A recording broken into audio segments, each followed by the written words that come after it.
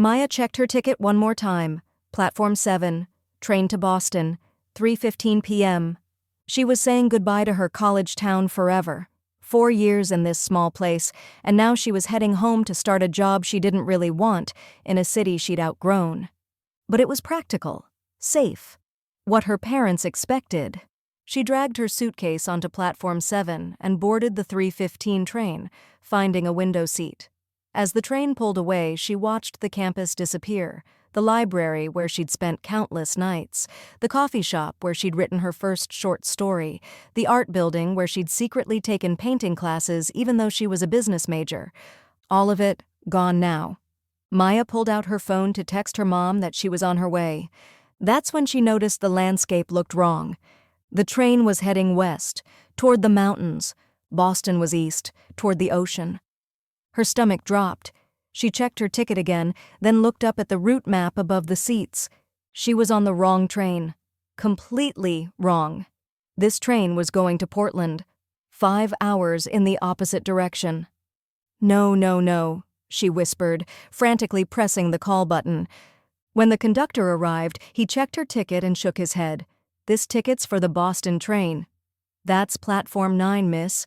This is the Portland Express. No stops for 2 hours. But I was on Platform 7. The sign said, "Platform changes got updated this morning. There's a notice board by the entrance." Maya felt tears burning in her eyes.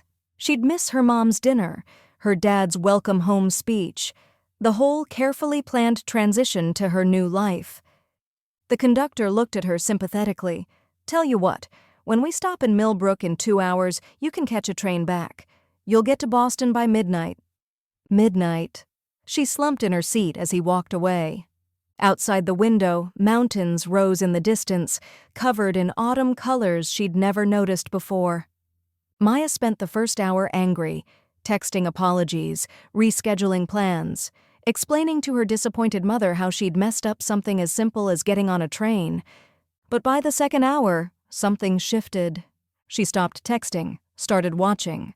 The landscape was stunning, golden aspens, red maples, rivers cutting through valleys she'd never known existed.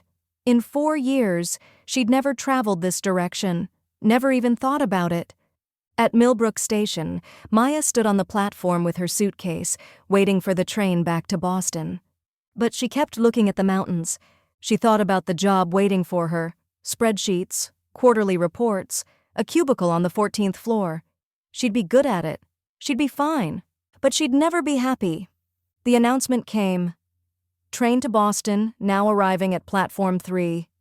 Maya looked at her suitcase, at the mountains, at her phone full of messages about the life she was supposed to want. She pulled out her laptop instead. 20 minutes later, she'd found a listing. Art teacher position at Millbrook Elementary. Applications due next week. Housing included. The Portland train pulled into the station. Maya grabbed her suitcase and got on. She called her parents from a small bed and breakfast in Portland that night. "Mom, I'm not coming home." "Not yet." "What?" "Maya, what are you talking about?" "I got on the wrong train today. And I think it was the right one."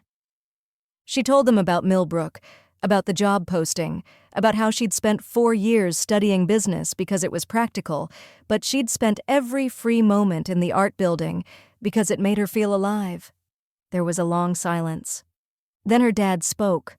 "So what are you going to do?" "I'm going to apply. And while I wait to hear back, I'm going to paint. Actually paint.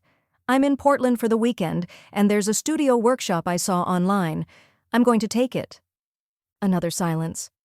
"Okay," her mom said quietly. "Okay." Maya got the job in Millbrook. She moved into the tiny apartment attached to the school. She painted every evening after work. Her students' art covered her walls, crooked houses and rainbow suns and cats with too many legs. She was broke. Her apartment was drafty. Her parents worried constantly. But she was painting, teaching, living. 6 months later, she entered a piece in a regional art show. It was a painting of mountains from a train window, the view that had changed everything. She won second place. A gallery owner approached her at the reception. "I'd like to feature your work. Are you interested?" Maya thought about that day. The wrong platform, the wrong train, the 2 hours she'd spent angry before she'd looked out the window and really seen. "Yes," she said, "I'm interested." Years later, when people asked Maya how she became an artist, she always told them about the worst day of her life. The day she missed her train, the day all her careful plans fell apart, the day she got lost and found herself instead. Sometimes, she'd say, the wrong train takes you exactly where you need to go.